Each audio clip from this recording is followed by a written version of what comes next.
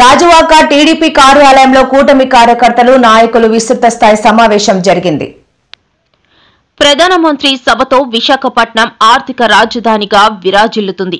రాష్ట్ర పార్టీ పరిశీలకులు సీనియర్ శాసనసభ్యులు జ్యోతుల నెహ్రూ విశాఖ స్టీల్ ప్లాంట్ ను పరిరక్షించి కార్మికులు మరియు నిర్వాసితుల హక్కులు కాపాడటమే కూటమి ప్రభుత్వ ధ్యేయం. రాష్ట్ర టీడీపీ అధ్యక్షులు పల్లా జనవరి 8న విశాఖలో జరగబోవు ప్రధానమంత్రి బహిరంగ సభతో దేశంలోనే మరో ఆర్థిక రాజధానిగా విరాజిల్లుతుందని జగ్గంపేట శాసనసభ్యులు శ్రీ జ్యోతుల నెహ్రూ అన్నారు. ఈ రోజు గాజువాక తెలుగుదేశం పార్టీ కార్యాలయంలో కూటమి పార్టీల సమన్వయ కమిటీ సమావేశానికి పరిశీలన విచ్చేశారు. ప్రతిష్టాత్మకమైన ఈ సభలో రాష్ట్రానికి సంబంధించి అనేక అభివృద్ధి కార్యక్రమాలకు నాంది పలుకుతాయని అన్నారు.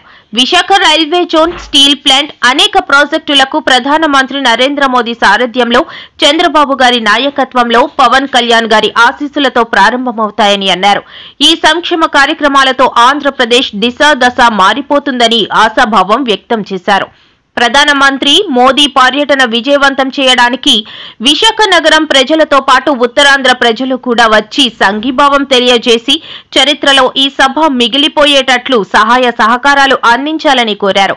ఈ సమావేశంలో జనసేన ఇన్ఛార్జ్ కోన తాతారావు, బీజేపీ ఇన్ఛార్జ్ కన్నాం రెడ్డి నరసింహారావు, జనసేన నాయకులు గడసాల అప్పారావు, గంధం వెంకటరావు, జీవీఎంసీ కార్పొరేటర్లు బోండా జగన్, గంధం శ్రీనివాసరావు, పల్లా శ్రీనివాసరావు, రౌతు శ్రీనివాసరావు, మొల్లి ముత్యాల నాయుడు, బీజేపీ నాయకులు కృష్ణం రాజు, గూడూరు శంకర్రావు, టీడీపీ నాయకులు మాజీ కార్పొరేటర్ ఎండి రఫీ, విల్లా రామ్మోహన్, గోమాడ వాసు, సింధూరా, తెలుగు మహిళా అధ్యక్షులు Anantalakshmi, BC cell Tammina Vijay Kumar, Janasena 75 incharge Kona Chinnaparao, 79వ ఇన్ఛార్జ్ మేడిశెట్టి విజయ్, 73వ ఇన్ఛార్జ్ జనసేన రౌతు గోవిందరావు తదితరులు పాల్గొన్నారు. అందరికీ నమస్కారం అండి. మరి ఈరోజు మీ ద్వారా ఉత్తరాంధ్రలో ఉన్నటువంటి ప్రజానికానికి, ప్రత్యేకంగా విశాఖపట్నం, మా గాజువాక ఉమ్మడి జిల్లా ప్రజానికానికి అందరినీ కూడా కోరుతున్నాం. రేపు మోడీ గారిది బహిరంగ సభ జరుగుతుంది. ఆ బహిరంగ సభని జయప్రదం చేయాల్సిందిగా ప్రతి ఒక్కరిని కూడా కోరుతున్నాం. ఎందుకంటే ఈరోజు ఈ రాష్ట్రం యొక్క ఆర్థిక పరిస్థితి చాలా దారుణమైనటువంటి స్థితిలో ఉంది. గత ప్రభుత్వం ఆర్థిక దోపిడీతో పాటు ఎక్కడ సంపద సృష్టించినటువంటి పరిస్థితి ఉంది. కనుక మళ్ళీ దీనికి కేంద్ర సహాయం కావాల్సినటువంటి అవసరం ఉంది రాష్ట్రానికి.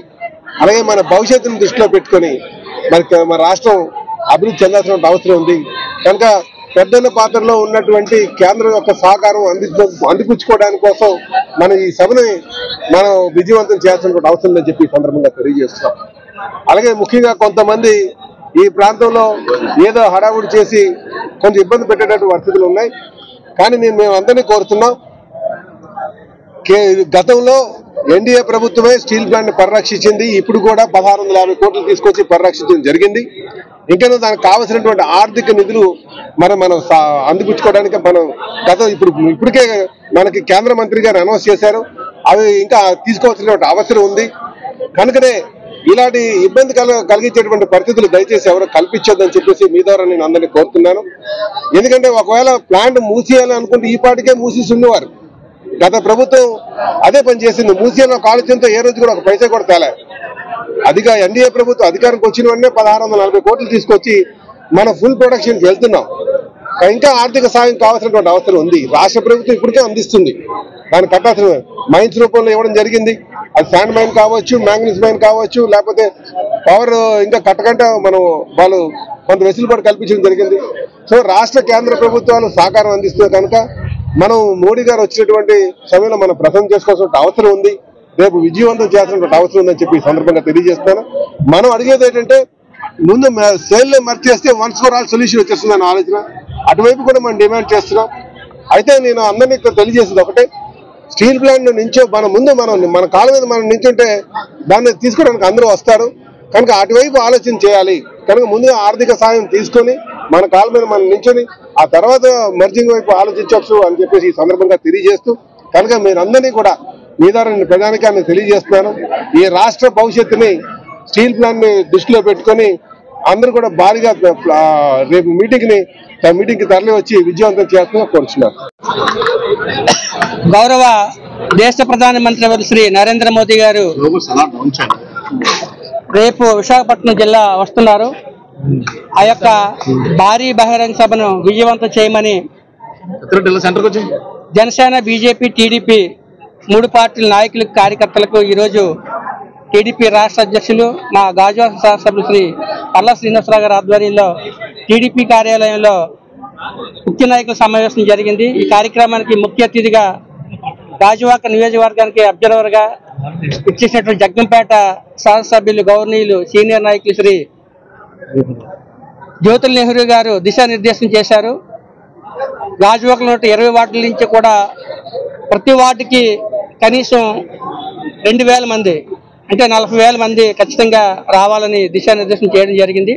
అటు జీవీఎంసీ అధికారులు, జనసేన, బీజేపీ, టీడీపీ నాయకులు అంతా కూడా సమన్వయంతో బస్సులు ఏర్పాటు చేసి వాళ్ళకి భోజన వసతి, అదేవిధంగా మంచినీరు, త్రాగునీరు వసతి, అక్కడికి రోడ్ షో ఏ విధంగా ఏ బ్లాకుల్లో మన గాజువాక వాళ్ళు ఉండాలి, అదేవిధంగా బహిరంగ సభలో ఏ జోన్లో మన వాళ్ళందరూ కూర్చోవాలన్నది దిశానిర్దేశం చేశారు.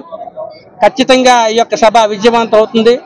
గౌరవ ప్రధానమంత్రి శ్రీ నరేంద్ర మోదీ గారు 3వసారి ఎన్డీఏ కూటమి అధికారంలోకి వచ్చిన తర్వాత మొట్టమొదటిసారిగా మన విశాఖపట్నం జిల్లా విచ్చేస్తున్నారు. సుమారు 2 లక్షల కోట్ల పరిశ్రమలను శంకుస్థాపన మరియు ప్రారంభోత్సవాలకి విచ్చేస్తున్నారు. రైల్వే జోన్ కానివ్వండి, విశాఖ స్టీల్ ప్లాంట్ కూడా.